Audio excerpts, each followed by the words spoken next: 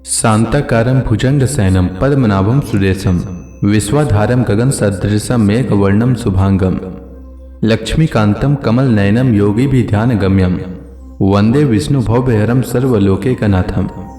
मंगलम भगवान विष्णु मंगलम गरुड़ध्वज मंगलम पुंडरीकाक्ष मंगलाय तनोहरि। ओम नमो भगवते वासुदेवाय। आज का दिन आप सभी के लिए मंगलमय हो। आइए सुनते हैं भादो मास कथा का 11वां अध्याय। श्री सुखदेव जी कहते हैं, परीक्षित, अब प्रद्युम्न जी ने हाथ मुंह धोकर कवच पर धनुष धारण किया और सारथी से कहा कि मुझे वीर द्युमान के पास फिर से ले चलो। उस समय द्युमान यादव सेना को तहस नहस कर रहा था।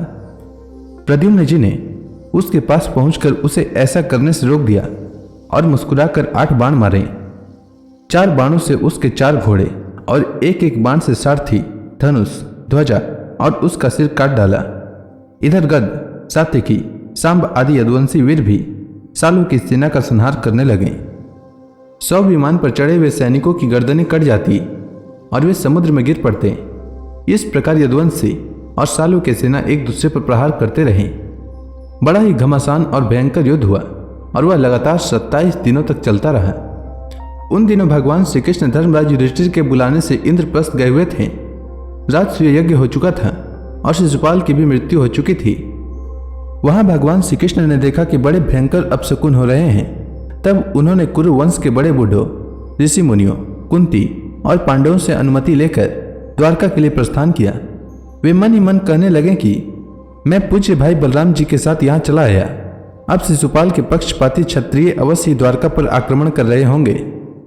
भगवान श्री कृष्ण ने द्वारका में पहुंचकर देखा कि सचमुच यादवों पर बड़ी विपत्ति आई है।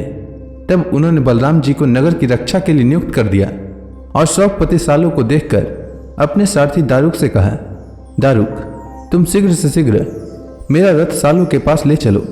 देखो, यह सालों बड़ा मायावी है, तो भी तुम तनिक भी भय न करना। भगवान की ऐसी आज्ञा पाकर दारुक रथ पर चढ़ गया और उसे सालों की ओर ले चला। भगवान के रथ की ध्वजा गरुड़ चिन्ह से चिन्हित थी।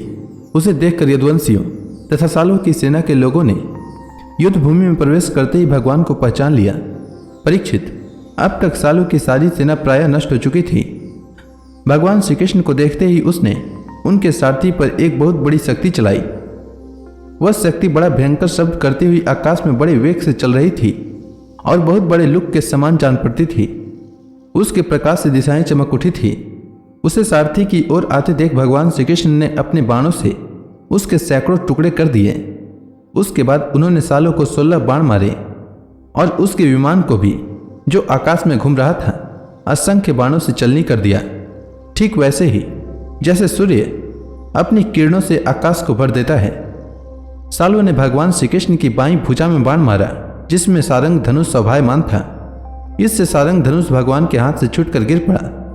यह एक अद्भुत घटना घट गई। जो लोग आकाश से या पृथ्वी से यह युद्ध देख रहे थे, वे बड़े जोर से हाय हाय पुकार उठे। तब सालों ने गरज कर भगवान श्री कृष्ण से यूं कहा, मूढ़, तूने हम लोगों के देखते देखते हमारे भाई और सखा शिशुपाल की पत्नी को हर लिया तथा भरी सभा में, जबकि हमारा मित्र शिशुपाल असावधान था, तूने उसे मार डाला। मैं जानता हूं कि तू अपने को अजय मानता है। यदि मेरे सामने ठहर गया तो मैं आज तुझे अपने तीखे बाणों से वहां पहुंचा दूंगा जहां से फिर कोई लौट कर नहीं आता। भगवान श्री कृष्ण ने कहा, रे मंद, तू वृथा ही बहक रहा है। तुझे पता नहीं कि तेरे सिर पर मौत सवार है। सूरवीर व्यर्थ की बकवाद नहीं करते, वे अपनी वीरता ही दिखलाया करते हैं। इस प्रकार कहकर भगवान श्री कृष्ण ने क्रोधित हो अपनी अत्यंत वेगवती और भयंकर गदा से सालों के हंसली पर प्रहार किया। इससे वह खून उगलता हुआ कांपने लगा। इधर जब गदा भगवान के पास लौट आई तब सालों अंतर्धान हो गया। इसके बाद 2 घड़ी बीतते बीतते एक मनुष्य ने भगवान के पास पहुंचकर उनको सिर झुकाकर प्रणाम किया और वह रोता हुआ बोला, मुझे आपकी माता देवकी जी ने भेजा है। उन्होंने कहा है कि अपने पिता के प्रति अत्यंत प्रेम रखने वाले महाबाहु श्री कृष्ण सालों तुम्हारे पिता को उसी प्रकार बांध कर ले गया है जैसे कोई कसाई पशु को बांध कर ले जाए। यह अप्रिय समाचार सुनकर भगवान श्री कृष्ण मनुष्य से बन गए। उनके मुंह पर कुछ उदासी छा गई। वे साधारण पुरुष के समान अत्यंत करुणा और स्नेह से कहने लगे, अहो, मेरे भाई बलराम जी को तो देवता अथवा असुर कोई भी नहीं जीत सकता। वे सदा सर्वदा सावधान रहते हैं। सालों का बल पौरुष तो अत्यंत अल्प है, फिर भी इसने उन्हें कैसे जीत लिया और कैसे मेरे पिताजी को बांध कर ले गया। सचमुच प्रारब्ध बहुत बलवान है। भगवान श्री कृष्ण इस प्रकार कह ही रहे थे कि साल वसुदेव जी के समान एक माया रचित मनुष्य लेकर वहां आ पहुंचा और श्री कृष्ण से कहने लगा, मूर्ख, देख, यही तुझे पैदा करने वाला तेरा बाप है, जिसके लिए तू जी रहा है। तेरे देखते देखते मैं इसका काम तमाम करता हूं। कुछ बल पौरुष हो तो इसे बचा ले। मायावी साल्व ने इस प्रकार भगवान को फटकार कर माया रचित वसुदेव का सिर तलवार से काट लिया और उसे लेकर अपने आकाशस्थ विमान पर जा बैठा। परीक्षित, भगवान श्री कृष्ण स्वयं सिद्ध, ज्ञान स्वरूप और महानुभाव हैं। वे यह घटना देखकर दो घड़ी के लिए अपने स्वजन वसुदेव जी के प्रति अत्यंत प्रेम होने के कारण साधारण पुरुषों के समान शोक में डूब गए। परंतु फिर वे जान गए कि यह तो सालों की फैलाई हुई आसुरी माया ही है, जो उसे मैदानों ने बतलाई थी। भगवान श्री कृष्ण ने युद्ध भूमि में सचेत होकर देखा, न वहां दूत है और न पिता का वह शरीर, जैसे स्वप्न में एक दृश्य दिखकर लुप्त हो गया हो। उधर देखा तो सालू विमान पर चढ़कर आकाश में विचर रहा है। तब वे उसका वध करने के लिए उद्यत हो गए। प्रिय परीक्षित, इस प्रकार की बात पूर्वापर का विचार न करने वाले कोई कोई ऋषि कहते हैं। अवश्य ही वे इस बात को भूल जाते हैं कि श्री कृष्ण के संबंध में ऐसा कहना उन्हीं के वचनों के विपरीत है।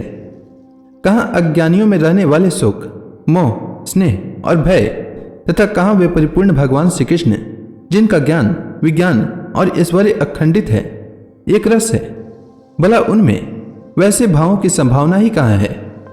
बड़े बड़े ऋषि मुनि भगवान श्री कृष्ण के चरण कमलों की सेवा करके आत्मविद्या का भली भांति संपादन करते हैं और उसके द्वारा शरीर आदि में आत्मबुद्धि रूप अनादि अज्ञान को मिटा डालते हैं तथा आत्म संबंधी अनंत ऐश्वर्य प्राप्त करते हैं।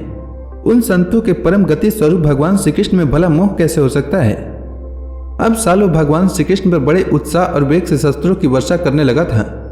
अमोघ शक्ति भगवान श्री कृष्ण ने भी अपने बाणों से सालों को घायल कर दिया और उसके कवच, धनुष तथा सिर की मणियों को छीन भिन्न कर दिया।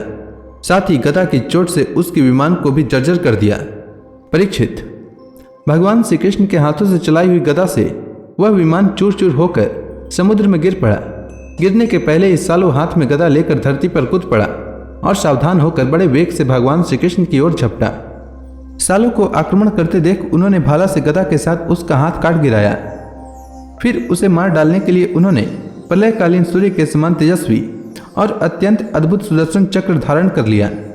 उस समय उनकी ऐसी शोभा हो रही थी मानो सूर्य के साथ उदयाचल शोभायमान हो। भगवान श्री कृष्ण ने उस चक्र से परम मायावी सालों का कुंडल किरीट सहित सिर धड़ से अलग कर दिया।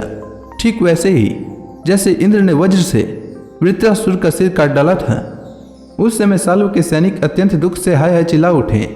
परीक्षित, जब पापी सालों मर गया और उसका विमान भी गदा के प्रहार से चूर चूर हो गया, तब देवता लोग आकाश में दुंदुभिया बजाने लगे। ठीक इसी समय दंतवक्त्र अपने मित्र शिशुपाल आदि का बदला लेने के लिए अत्यंत क्रोधित होकर आ पहुंचा।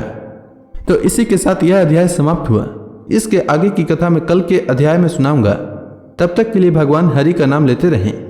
तो प्रेम से बोलिए भगवान विष्णु की जय, श्री कृष्ण भगवान की जय, समस्त देवी देवताओं की जय।